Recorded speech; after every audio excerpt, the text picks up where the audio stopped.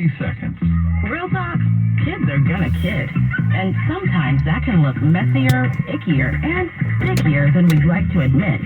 We can't always protect our kids from chewing on borrowed pencils, sharing lip gloss, or mild sneezes. But there is one thing we can protect them from, and that's COVID-19. Keep your family safer with vaccines and boosters. Find one near you at myturn.ca.gov. Brought to you by the California Department of Public Health.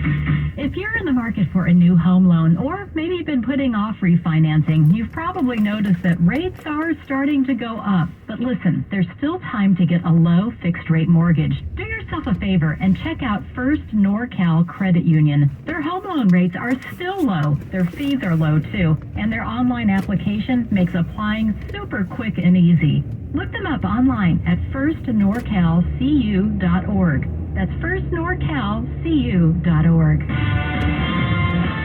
The latest major supply chain glitch isn't overseas, it's on the Mississippi River. I'm Jeff Colvin of Fortune Magazine with the Fortune Business Update. Water levels on the Mississippi are the lowest they've been in decades. It's happening at the worst possible time. Fall is when America's enormous production of corn, soybeans, and other crops gets shipped. The Mississippi River Basin produces more than 90% of U.S. agricultural exports. At least 2,000 barges were backed up recently, and the Coast Guard warned that at least 8 heavy barges were grounded. Local economies are suffering. With water levels so low and the river's flow weakened, salt water from the Gulf of Mexico could start creeping upstream, which would threaten drinking supplies. Help isn't on the way. The National Weather Service says it's not seeing any heavy rainfall over the next several weeks to indicate any relief from low water conditions for the lower Mississippi. I'm Jeff Colvin. Digital license plates are coming. Governor Newsom has signed a tech bill for California, making us the third state in the nation, joining Arizona and Michigan, to allow digital license plates on personal vehicles. KCBS's Kim Wonderly drills down a little more on what these license plates are and why you may or may not want one. It's a product of convenience, so says Assemblymember Lori Wilson, who authored the bill.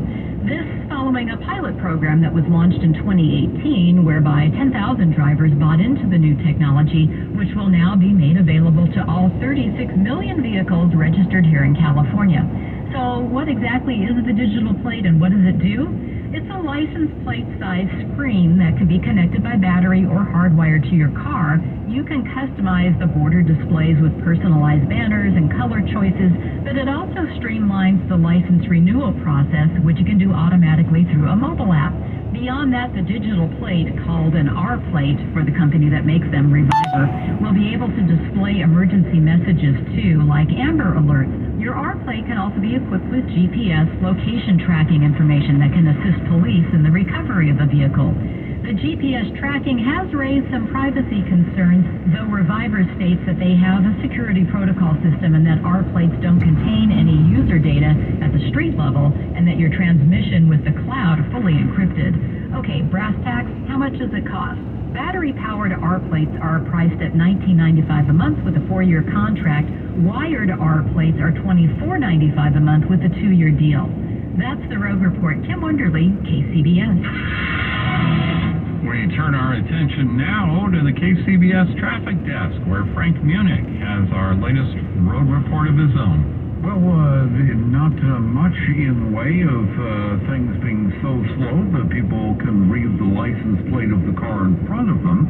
In fact, we're looking up and down the Bay Area's roadways and not seeing anything in the way of appreciable slowing. We do have a report of a problem in San Francisco. Actually make that San Jose, southbound 280, just before Meridian Avenue. We have a homeless encampment on fire on the shoulder. Not uncommon, unfortunately, this time of the morning in that area. And we no longer have a high wind advisory in effect for the Altamont Pass. Your next update at 12:38 on the traffic leader, KCBS. Mostly clear and a little bit breezy overnight, lows mid-40s to low 50s. Sunny skies for your Sunday, a little bit windy at times, highs mid-60s to low 70s. Traffic and weather together on the 8th on All News 106.9 and AM 740 KCBS. I'll second guest dinners with friends because they can be interrupted by diarrhea, gas, bloating, stomach pain, or oily stools. It turns out I have EPI, or exocrine pancreatic insufficiency, which means I'm missing the enzymes needed to digest food. My doctor prescribed Creon, pancrelipase, an oral prescription medication that replaces pancreatic digestive enzymes. Creon treats EPI due to cystic fibrosis, chronic pancreatitis, pancreatectomy, or other conditions. Creon may increase your chance of fibrosing colonopathy, a rare bowel disorder. Tell your doctor if you have a history of intestinal blockage or scarring or thickening of your bowel wall, if you're allergic to pork, or if you have gout, kidney problems, or worsening of painful swollen joints. Call your doctor if you have any unusual or severe gastrointestinal symptoms or allergic reactions. Take Creon as directed by your doctor and always with food. Do not chew capsules, as this may cause mouth irritation. Other side effects may include blood sugar changes, gas, dizziness, sore throat, and cough. These are not all the side effects of Creon. Creon is the #1 prescribed EPI treatment. Ask your doctor about Creon for EPI and visit creoninfo.com or call 800-633-9110 to learn more. That's CREONinfo.com. News that matters to you. Around the Bay, around the world, around the clock. All News 106.9 and AM 740 KCBS. It's Sunday, October 23rd, 2022. Coming up on KCBS. This is Dan Mitchinson. We are a broker between funders and nonprofits. Helping the rich understand the art of philanthropy. We'll have a look at a major in-season trade by the 49ers and the governor's response to San Francisco's plan to spend $1.7 million on a public toilet. It's 12:31. CBS News Brief. President Biden will hit the campaign trail, but not everywhere, says CBS's Christina Rapini. The White House announced that President Biden will be going to Florida in early November for a Democratic rally, and although he's done some campaigning, he's stayed away from some of those critical battleground states where Democratic candidates worry his low approval rating might hurt, not help them. Russian airstrikes have caused power outages in much of Ukraine, says CBS's Christian Benavides. In the capital, Kyiv, restaurant diners ate by candlelight during a power outage. Now a fact of life across Ukraine. Russian officials urging residents of the city of Kherson to leave before an expected Ukrainian advance. Be prepared for high airfares, says CBS's Michael George. Travel site Hopper predicts airfares for the holidays will be the highest in 5 years. Many travelers are already feeling the impact. And we're at a point in our lives where the price does have an effect on it, but we still travel. CBS News Brief. I'm Christopher Cruz. KCBS News Time, 12:32. Good morning. I'm Peter Finch. Reaction continues to the blockbuster trade that brought star running back Christian McCaffrey to the San Francisco 49ers in return for a massive haul of draft picks. Niners now have all their cards on the table to take this team back to the playoffs or maybe all the way to the top if they can maximize this window of opportunity.